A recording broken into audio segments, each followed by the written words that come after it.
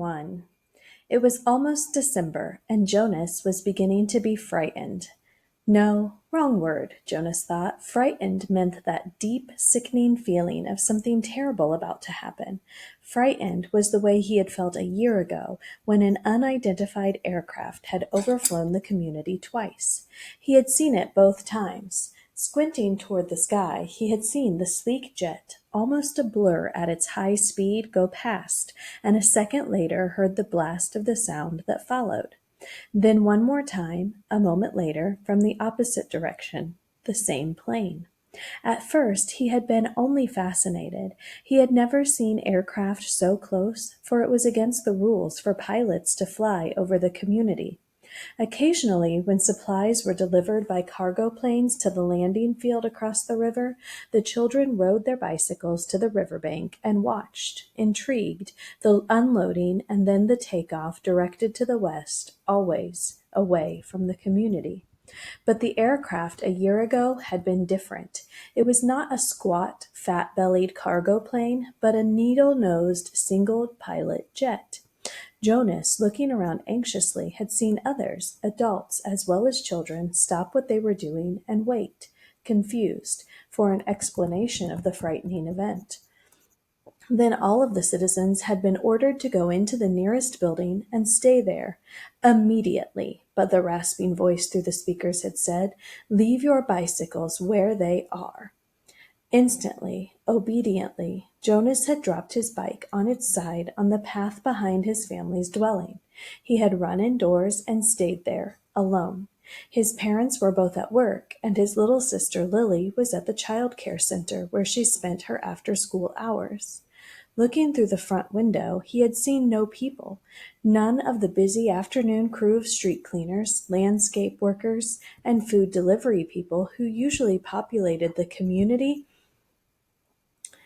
at that time of day. He saw only the abandoned bikes here and there on their sides. An upturned wheel on one was still revolving slowly. He had been frightened then. The sense of his own community, silent, waiting, had made his stomach churn. He had trembled, but it had been nothing. Within minutes the speakers had crackled again, and the voice, reassuring now and less urgent, had explained that a pilot in training had misread his navigational instructions and made a wrong turn. Desperately, the pilot had been trying to make his way back before his error was noticed. Needless to say, "He will be released," the voice had said, followed by silence. There was an ironic tone to that final message, as if the speaker found it amusing, and Jonas had smiled a little, though he knew what a grim statement it had been. For a contributing citizen to be released from the community was a final decision, a terrible punishment, an overwhelming statement of failure. Even the children were scolded if they used the term lightly at play, jeering a teammate who had missed a catch or stumbled in a race. Jonas had done it once and had shouted at his best friend, "That's it, Asher, you're released," when Asher's clumsy error had lost a match for his team. He had been taken aside for a brief and serious talk by the coach and had hung his head with guilt and embarrassment and apologized to Asher after the game. Now, thinking about the feeling of fear as he pedaled home along the river path, he remembered that moment of palpable, stomach-sinking terror when the aircraft had streaked above. It was not what he was feeling now with December approaching. He searched for the right word to describe his own feeling. Jonas was careful about language, not like his friend Asher, who talked too fast and mixed things up, scrambling words and phrases until they were barely recognizable and often very funny. Jonas grinned, remembering that morning that Asher had dashed into the classroom, late as usual, breathing breathlessly in the middle of the chanting of the morning anthem. When the class took their seats at the conclusion of the patriotic hymn, Asher remained standing to make his public apology as was required. "I apologize for inconveniencing my learning community." Asher ran through the standard apology phrase rapidly, still catching his breath. The instructor in class waited patiently for his explanation. The students had all been grinning because they had listened to Asher's explanations so many times before. "I left home at the correct time, but when I was riding along near the hatchery, the crew was separating some salmon. I guess I got distraught watching them." I apologize to my classmates, Asher concluded. He smoothed his rumpled tunic and sat down. We accept your apology, Asher, the class recited the standard response in unison. Many of the students were biting their lips to keep from laughing. I accept your apology, Asher, the instructor said. He was smiling, and I thank you because once again you have provided an opportunity for a lesson in language. Distraught is too strong an adjective to describe salmon viewing. He turned and wrote distraught on the instructional board. Beside it, he wrote distracted. Jonas, nearing his home now, smiled at the recollection. Thinking still, as he wheeled his bike into its narrow port beside the door, he realized that frightened was the wrong word to describe his feelings, now that December was almost here. It was too strong an adjective. He had waited a long time for this special December. Now that it was almost upon him, he wasn't frightened, but he was eager, he decided. He was eager for it to come, and he was excited, certainly. All of the 11s were excited about the event that would be coming so soon, but there was a little shudder of nervousness when he thought about it, about what might happen. Apprehensive, Jonas decided. That's what I am. Who wants to be the first tonight for feelings? Jonas's father asked at the conclusion of their evening meal. It was one of the rituals, the evening telling of feelings. Sometimes Jonas and his sister Lily argued over turns who would get to go first. Their parents, of course, were part of the ritual. They, too, told their feelings each evening. But like all parents, all adults, they didn't fight and wheedle for their turn. Nor did Jonas tonight. His feelings were too complicated this evening. He wanted to share them, but he wasn't eager to begin the process of sifting through his own complicated emotions, even with the help that he knew his parents could give. You go, Lily, he said, seeing his sister, who was much younger, only a 7, wiggling with impatience in her chair. I felt very angry this afternoon, Lily announced. My childcare group was at the play area, and we had a visiting group of 7s, and they didn't obey the rules at all. One of them, a male, I don't know his name, kept going right to the front of the line for the slide, even though the rest of us were all waiting. I felt so angry at him, I made my hand into a fist like this. She held up a clenched fist, and the rest of the family smiled at her small, defiant gesture. Why do you think the visitors didn't obey the rules? Mother asked. Lily considered and shook her head. I don't know. They acted like animals, Jonas suggested. He laughed. That's right, Lily said, laughing too, like animals. Neither child knew what the word meant exactly, but it was often used to describe someone uneducated or clumsy, someone who didn't fit in. Where were the visitors from? Father asked. Lily frowned, trying to remember.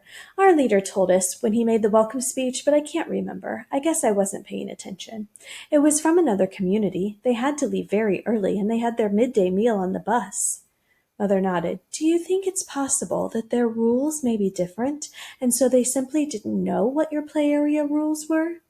Lily shrugged and nodded. I suppose. You've visited other communities, haven't you? Jonas asked. My group has often. Lily nodded again. When we were 6s, we went and shared a whole school day with the group of 6s in their community. How did you feel when you were there? Lily frowned. I felt strange, because their methods were different. They were learning usages that my group hadn't learned yet, so we felt stupid. Father was listening with interest. I'm thinking, Lily, he said, about the boy who didn't obey the rules today. Do you think it's possible that he felt strange and stupid, being in a new place with rules he didn't know about? Lily pondered that. Yes, she said finally. I feel a little sorry for him, Jonas said, even though I don't know him. I feel sorry for anyone who's in a place where he feels strange and stupid. How do you feel now, Lily? Father asked. Still angry? I guess not, Lily decided. I guess I feel a little sorry for him. And sorry I made a fist. She grinned. Jonas smiled back at his sister. Lily's feelings were always straightforward, fairly simple, usually easy to resolve. He guessed that his own had been when he had been a he guessed that his own had been, too, when he was a 7. He listened politely, though not very attentively, while his father took his turn, describing a feeling of worry that he'd had that day at work, a concern about one of the new children who wasn't doing well. Jonas's father's title was nurturer. He and the other nurturers were responsible for all the physical and emotional needs of every new child during its earliest life. It was a very important job, Jonas knew, but it wasn't one that interested him much.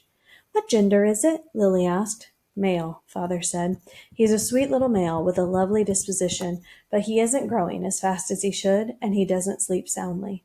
We have him in the extra care section for supplementary nurturing, but the committee's beginning to talk about releasing him. Oh no, Mother murmured sympathetically.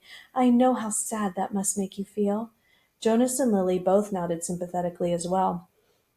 Release of new children was always sad because they hadn't had a chance to enjoy life within the community yet, and they hadn't done anything wrong. There were only two occasions of release which were not punishment: release of the elderly, which was a time of celebration for a life well and fully lived, and release of a new child, which always brought a sense of what could we have done. This was especially troubling for the nurturers, like Father, who felt they had failed somehow. But it happened very rarely. Well, Father said, I am going to keep trying. I may ask the committee for permission to bring him here at night, if you don't mind. You know what the night crew nurturers are like. I think this little guy needs something extra. Of course, Mother said, and Jonas and Lily nodded. They had heard Father complain about the night crew before. It was a lesser job, night crew nurturing, assigned to those who lacked the interest or skills or insight for the more vital jobs of the daytime hours. Most of the people on the night crew had not even been given spouses because they lacked somehow the essential capacity to connect to others, which was required for the creation of a family unit. Maybe we could even keep him, Lily suggested sweetly, trying to look innocent. The look was fake, Jonas knew. They all knew. Lily, Mother reminded her, smiling, you know the rules. 2 children, 1 male, 1 female, to each family unit. It was written very clearly in the rules. Lily giggled. Well, she said, I thought maybe just this once. Next, Mother, who held a prominent position at the Department of Justice, talked about her feelings. Today, a repeat offender had been brought before her, someone who had broken the rules before, someone who she hoped had been adequately and fairly punished and who had been restored to his place, to his job, his home, his family unit. To see him brought before her a second time caused her overwhelming feelings of frustration and anger, and even guilt that she hadn't made a difference in his life. I feel frightened for him too, she confessed. You know that there's no third chance. The rules say that if there's a third transgression, he simply has to be released. Jonas shivered. He knew it happened. There was even a boy in his group of 11s whose father had been released years before. No one ever mentioned it. The disgrace was unspeakable. It was hard to imagine. Lily stood up and went to her mother. She stroked her mother's arm. From his place at the table, Father reached over and took her hand. Jonas reached for the other. One by one they comforted her. Soon she smiled, thanked them, and murmured that she felt soothed. The ritual continued. Jonas, Father asked, your last tonight. Jonas sighed. This evening he would have preferred to keep his feelings hidden. It was, of course, against the rules. I'm feeling apprehensive, he confessed, glad that the appropriate descriptive word had finally come to him. Why is that, son? His father looked concerned. I know there's really nothing to worry about, Jonas explained, and that every adult has been through it. I know you have, Father, and you too, Mother. But it's the ceremony that I'm apprehensive about. It's almost December. Lily looked up, her eyes wide. The ceremony of 12, she whispered in an awed voice. Even the smallest children, Lily's age and younger, knew that it lay in the future for each of them. I'm glad you told us your feelings, Father said. Lily, Mother said, beckoning to the little girl, go on now and get into your night clothes. Father and I are going to stay here and talk to Jonas for a while. Lily sighed, but obediently she got down from her chair. Privately? She asked. Mother nodded. Yes, she said, this talk will be a private one with Jonas.